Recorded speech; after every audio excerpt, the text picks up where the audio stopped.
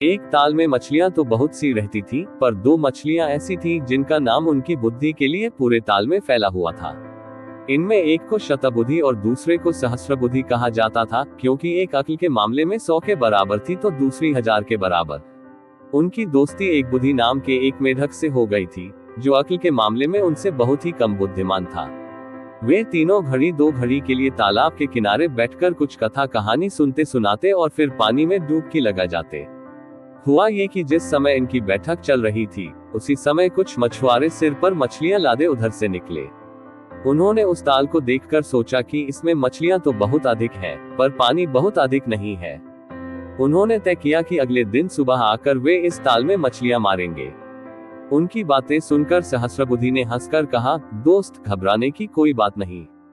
किसी की बातों से ही डर जाना क्या ठीक है, इसलिए जी कड़ा रखो। यदि सांपों, बदमाशों और लफंगों का बस चले तो ये दुनिया रहने ही न पाए। तुम देख लेना, इनमें से कोई यहाँ आने वाला नहीं है। मान लो आ भी गए तो तुम मेरी बुद्धि का कमाल देखना। मैं तैरने और डुबकी लगाने की इतनी चालें जानता हूँ कि अपना बचाव तो कर ही लूंगा, तुम्हें भी बचा लूंगा। शतबुद्धि को बात जंची। बोला, आपको जो सहस्रबुद्धि कहा जाता है वह कुछ गलत तो है नहीं। बुद्धिमान लोग तो झट वहां भी पहुंच जाते हैं जहां न वायु जा सकती है, न सूरज की किरणें। मुझे आप पर पूरा भरोसा है। किसी की धमकी से ही बाप दादों के समय से चला आ रहा यह निवास, जो हमारा जन्मस्थान भी है, छोड़ा तो जा नहीं सकता। जन्मभूमि क्या कोई मामूली चीज है।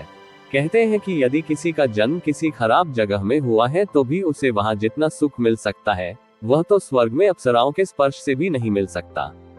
इसलिए हमें अपनी मातृभूमि को नहीं छोड़ना चाहिए। फिर कुछ अक्ल तो मेरे पास भी है ही, वह ऐसे ही दिनों के लिए तो है।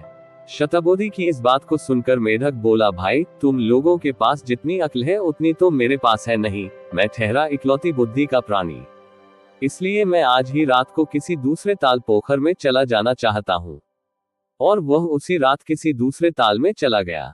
अगले दिन मछुआरों को तो आना ही था। उन्होंने जाल डालकर छोटी बड़ी सभी तरह की मछलियों, मेंढकों और केकड़ों को पकड़ लिया। शतबुद्धि और सहस्रबुद्धि अपनी अक्ल से जिस जिस तरह बचकर भागना और निकलना संभव था, उसका प्रयोग करते हुए मछुआरों को कुछ देर तक छकाते रहे, पर अंत में वे भी जाल में आ ही गए। शाम ढलने को आ गई थी। मछुआरे बहुत खुश थे।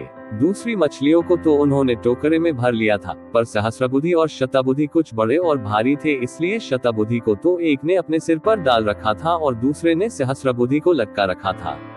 जब मछुआरे उस ताल के पास से जा रहे थे जिसमें एक बुद्धि चला गया था, तो उसने अपनी पत्नी से कहा, प्रिय, तमाशा तो देखो। वह जो सिर पर टंगा जा रहा है वह शतबुद्धि है, और जिसे मछुआरे ने लटका रखा है वह सहस्रबुद्धि है। अब इधर मैं हूँ, एक बुद्धि, जो इस निर्मल जल में कूद फांद रहा हूँ। तो आप जो कह रहे थे कि बुद्धि बड़ी है, विद्या उसके आगे कुछ नहीं है, वह भी ठीक नहीं है। कभी कभी अपने को 30 मार्खा समझने वाले भी गच्चा खा जाते हैं। सीख कभी भी अपनी अक्ल पर जरूरत से ज्यादा घमंड नहीं करना चाहिए।